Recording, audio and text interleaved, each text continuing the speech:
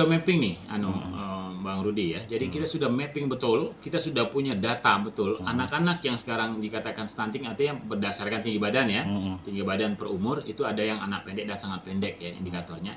Itu ada sebanyak 667 anak yang kita punya data by name by address berdasarkan data dari dinas kesehatan. Teman-teman dinas kesehatan itu di puskesmas kan mengukur ya, setiap 6 bulan mereka ukur.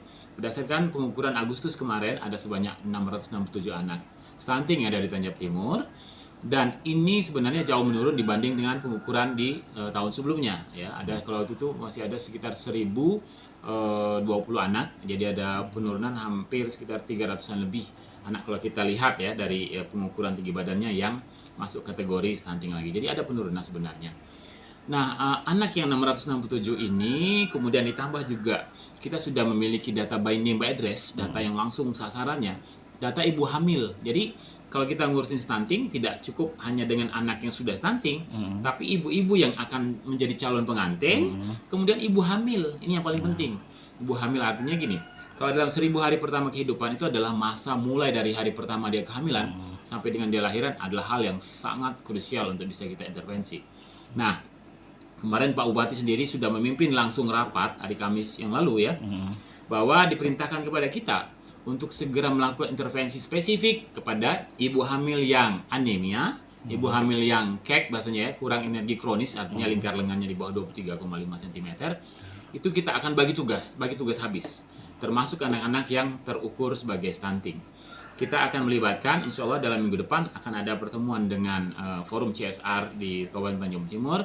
Kita akan bagi tugas. Nah, sekarang kan informasinya dari Dinas Kesehatan melalui teman-teman puskesmas juga ada alokasi untuk membiayai semacam PMT lokal nih ya. PMT lokal itu insya Allah kita akan berikan semacam bantuan pangan lokal itu dengan nilai ya kurang lebih sekitar 20 ribuan gitu ya per hari selama 90 hari itu kita akan coba garap sama-sama. Ya, jadi 90 hari mereka akan kita berikan pangan lokal termasuk ibu hamil ya, ibu hamil yang kita berikan pangan yang tinggi protein ya, tinggi protein bagi ibu-ibu yang memang kurang energi kronis. Itu kita berikan kalori yang cukup untuk ibunya, kemudian juga tinggi protein supaya anak yang lahir tercegah dari stunting. Bahan sehatnya tadi Bang Kak mana nih? Nah, ini kan faktor utama ya. Iya, oke. Ini menarik ya Tanjab Timur ini. Kalau kita bicara tentang keluarga berisiko stunting tadi, jamban salah satu indikator yang cukup signifikan memberikan kontribusi. Nah, pada waktu dari rapat kemarin juga disampaikan bahwa kita salah satunya adalah masalahnya ODF. ODF itu Open Defecation Free yang masih rendah di kita Tanjab Timur ini. Kemarin Ibu Kadis Kesehatan menyampaikan baru sekitar 34 desa saja atau 37% baru kita yang ODF. Nah, ini akan kita coba rembukan sama-sama nanti. Nah, mapping bagaimana memberikan intervensi terhadap keluarga-keluarga, terutama keluarga yang berisiko. Ya, keluarga berisiko itu artinya dia punya anak bayi, kemudian dia juga ada ibu hamil. Ini akan kita prioritaskan. Mereka harus bisa memenuhi kebutuhan untuk sanitasi yang layak. Nah, gitu. Mungkin nanti mappingnya adalah ada yang memberikan PMT lokal. Kalau seandainya itu sudah tercukupin, kita akan geser ke jamban sehat itu tadi. Jadi seperti apa polanya gotong royong, kemudian CSR seperti apa juga bisa memberikan kontribusi. Pemerintah daerah melalui Perkim juga sudah akan kita libatkan secara masif untuk ini. Dan yang paling pokoknya kita harus garis bawahi adalah yang dulu-dulu mungkin kita hanya bersifat komunal, artinya secara publik kita mungkin tidak terpilih langsung pada sasaran. Tapi kalau sekarang kita sudah punya data sasaran realnya, data sasaran real yang ada di Kabupaten Tanjung Timur. Jadi kalau kita mau bangun jamban, ini keluarga miskin ya, kita mungkin prioritaskan. Nah, yang kita akan prioritaskan sekali adalah dia memiliki anak bayi, memiliki anak di bawah 2 tahun, kemudian balita, atau juga yang ibu hamil ada di situ, kemudian pasangan usia subur di situ. Jadi ini akan ada skala prioritas seperti itu. Target mungkin Bang? Ya, 3 bulanan akan kita evaluasi ya, nanti kan tentu saja kita mapping mungkin tidak seluruhannya bisa langsung ya. 667 ini sekitar 300-an lebih akan dihandle oleh puskesmas karena alokasi insya Allah akan ada tahun ini. Nah, separuhnya lagi kita akan coba bagi tugas ya, bagi tugas sesuai perintah Pak Bupati. Akan ada nanti tugas dari CSR, perusahaan-perusahaan yang terlibat di wilayah ini. Kemudian juga nanti dana desa kita coba akan masukkan. Kalau mereka memang ada alokasi untuk PMT misalnya posyandu, kita akan arahkan kepada anak-anak yang betul-betul terukur dan termasuk ibu-ibu hamil yang KEK tadi sama anemia. Insya Allah 3 bulanan kita akan evaluasi. secara total jumlah 667 anak stunting. Kemudian ibu hamil kita targetkan sebanyak 205 ibu hamil kek itu akan kita bisa intervensi dalam kurun waktu yang dekat ini insya Allah. Ya, untuk PK21 ya. Pendataan keluarga tahun 2021 itu adalah untuk memberikan gambaran bagaimana kondisi demografi wilayah kita di Tanjab Timur ini di kabupaten kota lain juga seluruh Indonesia. Nah, PK21 ini sekarang datanya memang sangat penting dan informasi yang terbaru adalah data-data untuk intervensi kemiskinan termasuk kemiskinan ekstrim itu kita juga menggunakan data pendataan keluarga tahun 2021. Nah, output daripada PK21 yang penting adalah tadi yang saya sampaikan, keluarga berisiko stunting, ya. Keluarga berisiko stunting itu muncul sehingga kita bisa memberikan intervensi yang akurat terhadap penanganan stunting ini ke depan. Ya, PK21 juga sudah diupdate dan dimutakhirkan pada tahun 2022 kemarin. Itu dengan seluruh desa yang ada di Tanjab Timur sudah kita update, dan output yang penting adalah kita punya by name by address dari PK21 yang sekarang sudah kami berikan kepada seluruh OPD, ya. Jadi data yang by name by address yang keluarga berisiko stunting termasuk prioritas kemiskinannya, artinya ada prioritas 1 atau desil 1 sampai 4 itu kita sudah bagikan ke seluruh OPD, kemudian ke camat, kemudian juga sudah saya sampaikan agar disampaikan kepada desa-desa yang terkait, sehingga nanti berdasarkan data PK21 itu intervensi langsung menuju pada sasarannya. Kalau misalnya kita punya prioritas 1 sampai 20 misalnya, kita cuma punya dana 10 orang, nah yang 1 sampai 10 ini kita sudah berikan datanya. Kira-kira seperti itu. Itu kelebihan. Ada informasi PK21 ini tidak valid Bang. Kalau ini tidak by number address dulu, informasi terakhir. Oke. Jadi sesungguhnya PK21 itu memang mengumpulkan sebuah, bukan sampel ya kalau PK21 dia langsung ya total populasi. Ya. Jadi dia seluruhnya total populasi. Dan saya ingin katakan bahwa saat ini justru data P3KE yang untuk percepatan penurunan kemiskinan ekstrim yang dipakai oleh Kemenko PMK itu bersumber dari data PK21. Nah, sekarang kita sudah dapat dari kemarin teman-teman Bapeda juga datang ke Kemenko PMK yang disampaikan itu sama persis dengan yang kami dapatkan dari BKKBN. Data by name, by address. Artinya apa? Data itulah yang sekarang digunakan secara nasional untuk bisa mengintervensi kemiskinan secara ekstrim, kemudian juga keluarga berisiko stunting. Nah, tapi agak berbeda untuk anak-anak yang identifikasi stunting itu memang dinas kesehatan. Untuk data miskin, data semua data itu ya PK21 itu Bang ya. Sementara ini data itu ada di sana, kemiskinan ekstrim termasuk di dalamnya. Itu alhamdulillah sudah kita diskusikan dengan teman-teman dari dinas sosial juga Bapeda. Sekarang memang terjadi Bang ya selisih dari Dukcapil dengan sosial, baik pun dengan data kesehatan ada trouble gitu ya memang ya di awalnya. Plus minusnya sih ada ya. Tapi secara umum sekarang memang pusat menyampaikan kalau kemarin kita pakai data DTKS ya. DTKS yang dinas sosial. Nah, sering selisih ya. Tahun 2023 ini kita pakai data P3KE namanya. P3KE ya. P3KE itu percepatan penurunan kemiskinan ekstrim yang sekarang itu di Kementerian Kemenko PMK ya. Pembunuhan manusia ya. Nah, jadi data itu bersumber dari PK21 yang sudah dimutakhirkan dengan PK22 kemarin. Dalam hal penanganan stunting kita memang punya semacam metodologi lah gitu ya. Metodologi. Kita kalau bicara penurunan stunting sebenarnya yang paling efektif adalah mencegahnya dari hulu ya. Dari hulu sehingga pada saat remaja-remaja kita yang sudah cukup umur akan melangsungkan pernikahan, itu ada yang namanya sekarang LC-MIL, elektronik siap nikah dan hamil. Yang di dalamnya itu sebenarnya mewajibkan 3 bulan sebelum dia melangsungkan pernikahan harus sudah di tracking kondisi kesehatannya, baik fisik maupun mentalnya. Nah, di dalam LC-MIL itu sekarang ini Kemenak juga sudah diinstruksikan oleh kementerian dan kita sudah bekerja sama. Jadi sudah di Tanjung Timur ini sekitar 342 tahun 2022 ya, 342 calon pengantin sudah mendownload LC-MIL itu dan itu akan kita lakukan intervensi. Memang ini masih belum terlalu besar ya yang mendownload dibanding dengan jumlah terjadinya pernikahan tahun kemarin. Nah, yang kedua, ibu hamil. Nah, pada saat ibu hamil ini kita harus lakukan intervensi yang cukup sehingga anak-anak yang lahir dari ibu-ibu yang sehat itu ya pada saat dia hamilnya sehat, maka dia akan terhindar dari risiko stunting. Nah, bagaimana anak yang sudah lahir kemudian terukur stunting di bawah 2 tahun jadi prioritas pertama kita. Anak yang di bawah 2 tahun atau golden period. Mereka-mereka yang di bawah 2 tahun, begitu kita lakukan intervensi yang cukup kuat dan adekuat asupan gizinya, kita cegah dia dari penyakit infeksi yang berulang, maka dia akan sangat mungkin untuk tumbuh dengan cepat lepas dari status stunting tadi. Nah, gitu. Nah, bagi anak-anak yang di bawah 5 tahun, artinya di atas 2 tahun, mereka yang sudah terlanjur pendek, kita akan berikan stimulasi yang cukup, gizi yang juga yang cukup baik, jangan sampai dia ketertinggalan dari sisi aspek perkembangan.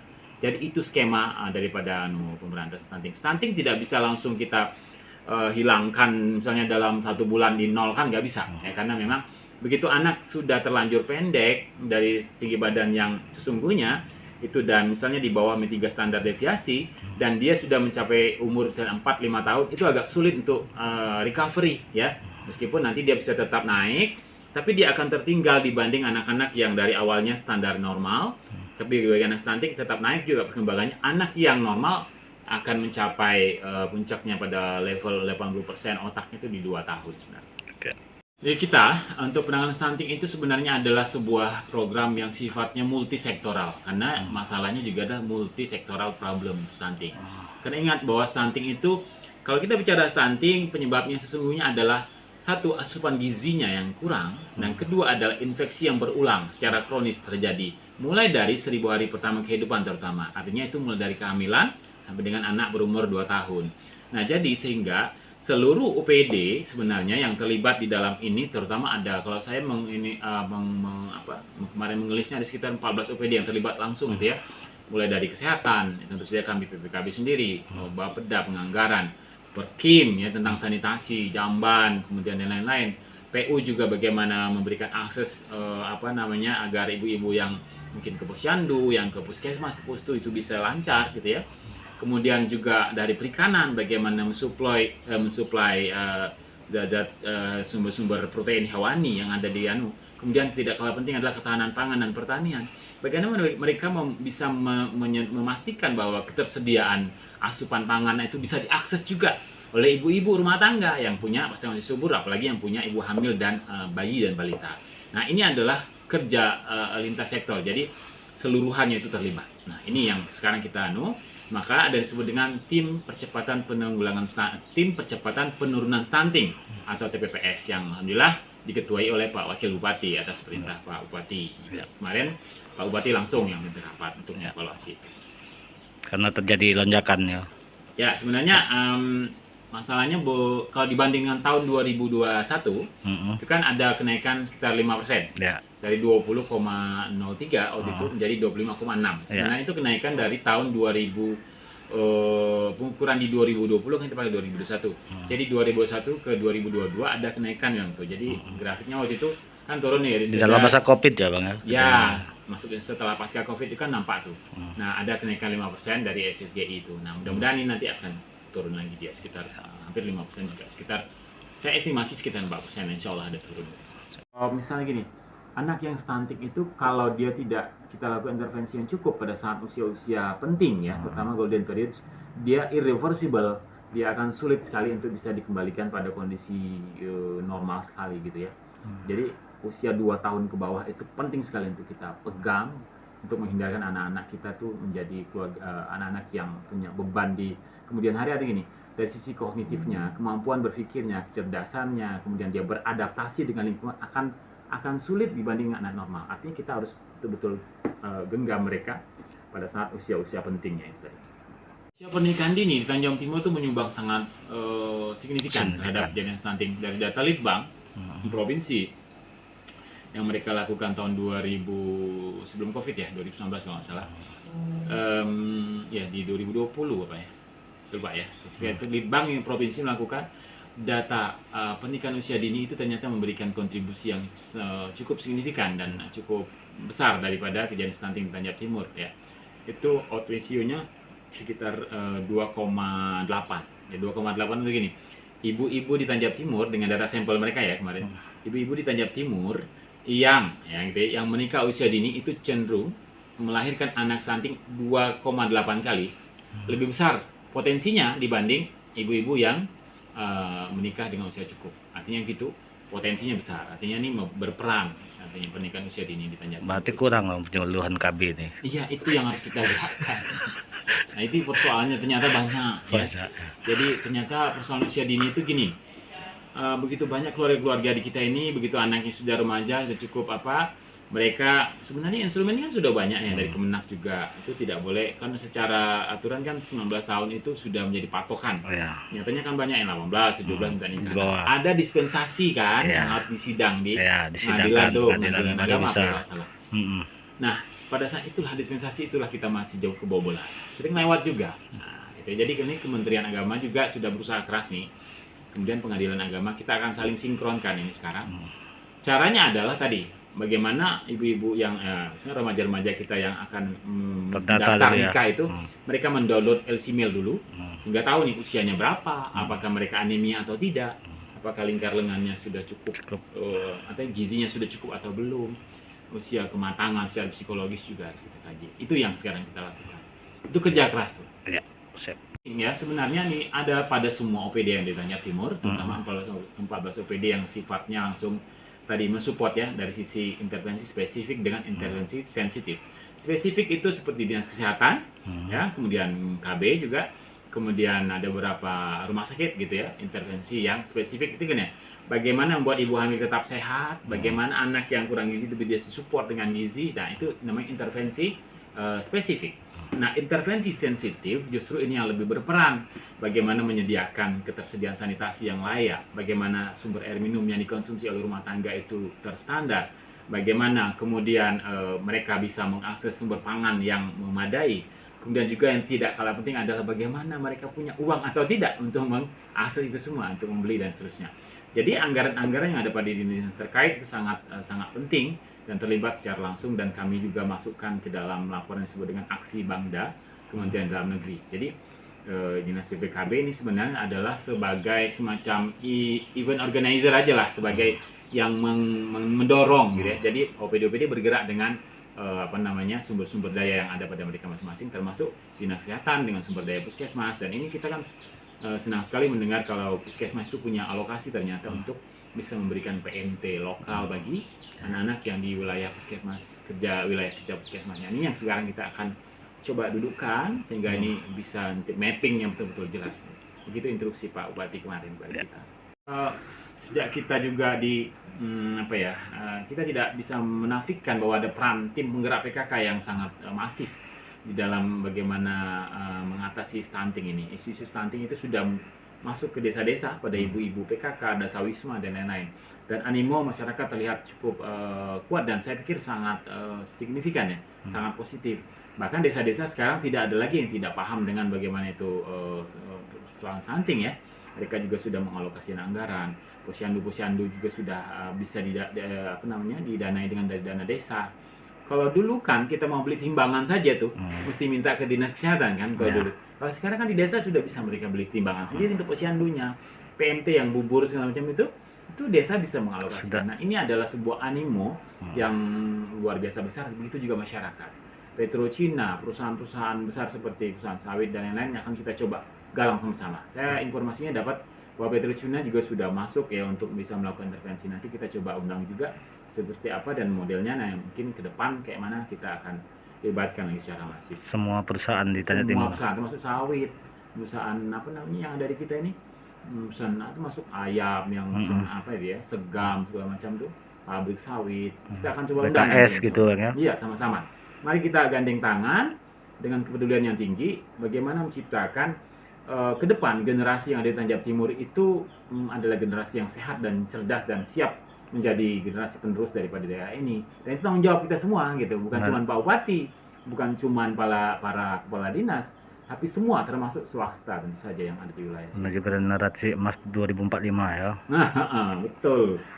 Demografi insya Allah akan kita dapatkan tahun 2035 secara teori gitu ya. 2035 kita akan mendapatkan bonus demografi dengan catatan generasi yang ada pada tahun itu adalah generasi-generasi yang unggul. Jadi nanti anak-anak yang pada saat sekarang dia bayi ya, mungkin bayi kalau misalnya sekarang tahun 2023 ya, kita kalau hitung sekitar 15 tahun lagi ke depan, ya 15 tahun atau 13 tahun ke depan, mereka sedang pada saat usia produktif, ya usia produktif. Orang-orang yang pada saat itu usia produktif dan dia memberikan kontribusi baik secara sosial ekonomi pada negara, maka dia akan memberi efek dampak yang luar biasa terhadap kemajuan suatu negara. Itu disebut dengan bonus demografi. Tapi kalau jumlahnya besar pada tahun 2035, kualitasnya rendah, itu justru akan menjadi kontradiktif. Negara akan menjadi terbebani untuk membiayai masyarakat yang besar. Nah, kondisi di RRC misalnya ya, itu kan bonus demografi yang mereka sudah dapatkan. Kondisi penduduknya banyak, luar biasa, paling banyak di dunia, tapi kualitasnya mereka sudah siapkan dari jauh-jauh hari. Begitu juga di timur kayak Itu Tanjab Timur nanti insya Allah juga akan begitu. Iya. Fokus itu adalah semacam kita memberikan prioritas di awal ya, pada saat itu sebenarnya di bulan tahun 2019 sudah ada desa lokus pertama. Di desa lokus itu sekarang ini pada tahun 2023 sebanyak 14, tahun kemarin 10, kemudian tahun 2021 juga 10, ini betul. Jadi ada 30, 40 sudah setahun ini 54 insya Allah ya. 54 ya. Nah gini, jadi desa lokus itu sebenarnya kita tentukan dengan standar-standar bahwa satu, kondisi prevalensi stuntingnya waktu itu yang diukur secara EPPGBM memang relatif tinggi dibanding dengan desa lain. Yang kedua, kondisi kesehatan ibu dan anak. Ya, kondisi kesehatan ibu dan anak itu termasuk bagaimana status imunisasi, bagaimana tingkat kejadian penyakit misalnya diare, kesehatan lingkungan dan lain-lain. Itu semuanya kita hitung. Ada skala analisis situasinya. Nah, jadi desa-desa tersebut kita tentukan sebenarnya lokus itu seluruh desa dan kelurahan di Tanjab Timur akan menjadi desa lokus. Cuman kita memang berguyur karena keterbatasan sumber daya tadi. Nah, desa lokus kelebihannya adalah dia itu digarap secara konvergensi oleh para baik desa dengan kecamatan sendiri juga para OPD. Nah, jadi desa lokus ini menjadi semacam tempat kita memadukan program kegiatan sehingga nanti capaiannya pun bisa harusnya lebih terukur seperti itu. Data stunting itu di Kabupaten Tanjung Timur juga di kabupaten kota lain di seluruh Indonesia sebenarnya itu diambil dari prevalensinya dari survei status gizi Indonesia yang dilakukan untuk tahun 2022 kemarin pada bulan September, dan itu belum dirilis hasilnya. Insya Allah di bulan Januari akhir ini kabarnya ataupun di awal Februari akan dirilis. Secara provinsi, itu sudah disampaikan informasinya bahwa di Provinsi Jambi ada penurunan sebesar 4%, dari 22 menjadi 18%. Nah, otomatis hampir seluruh kabupaten kota kan ada penurunan. Informasinya insya Allah Tanjab Timur juga ada penurunan, cukup signifikan. Tapi karena belum dirilis, saya belum berani menyebutkan berapa angkanya kepada kawan-kawan. Tapi insya Allah akan ada penurunan, dan itu sudah kami ketahui dari data manual yang kita dapatkan waktu data survei itu kemarin dilakukan. Kita coba hitung kalkulasi, insya Allah ada penurunan cukup besar ya. Nah itu ya, jadi data stunting kita akan menunggu data survei status gizi Indonesia yang akan dirilis segera oleh Kementerian Kesehatan. Nah itu. Apa dampak stunting di Tanjab Timur ini apa nih Bang? Nah gini, saya teruskan dulu ya. Nah yang kedua, data kedua yang mungkin sering disebut-sebut adalah keluarga berisiko stunting. Nah, keluarga berisiko stunting ini sumber datanya adalah dari pendataan keluarga tahun 2021. Jadi keluarga berisiko stunting dengan prevalensi atau anak stunting itu sendiri itu berbeda, halnya yang berbeda. Keluarga berisiko stunting itu adalah keluarga-keluarga yang memiliki ibu hamil, pasangan usia subur, kemudian anak di bawah 2 tahun dan anak di bawah 5 tahun. Nah, mereka ini juga adalah keluarga-keluarga yang memiliki sarana, satu jamban sanitasinya, kedua sumber air bersihnya, kemudian di dalam apabila ada pasangan usia subur, di situ ada 4 terlalu. Jadi misalnya dia terlalu muda melahirkan, dan terlalu tua melahirkan, terlalu rapat dan terlalu banyak anaknya. Apabila indikator itu memenuhi, maka itu akan tinggilah angkanya pada suatu daerah. Di Tanjung Timur, untuk keluarga berisiko stunting itu sebanyak 9.722. Ya, 9.722 yang kita kalau dihitung berdasarkan presentasi secara provinsi kita masih di bawah Tanjung Barat. Tanjung Barat kebetulan adalah yang terbanyak untuk persentase keluarga berisiko stunting. Nah, jadi kita memang masih relatif lebih tinggi. Ini kalau kita lihat kondisinya adalah yang membuat situasinya seperti itu adalah kondisi sanitasi. Jadi rata-rata yang tidak masuk ke dalam indikator-indikator yang dinilai keluarga berisiko stunting adalah tidak memiliki jamban yang layak, kemudian sumber air bersih, sumber air minum yang terstandar gitu. Nah, kemudian ditambah 4 terlalu tadi. Nah, inilah yang membuat Tanjung Jabung Timur, Tanjung Jabung Barat itu biasanya memang selalu agak lebih tinggi dibanding kabupaten lain karena topografi wilayah kita. Tapi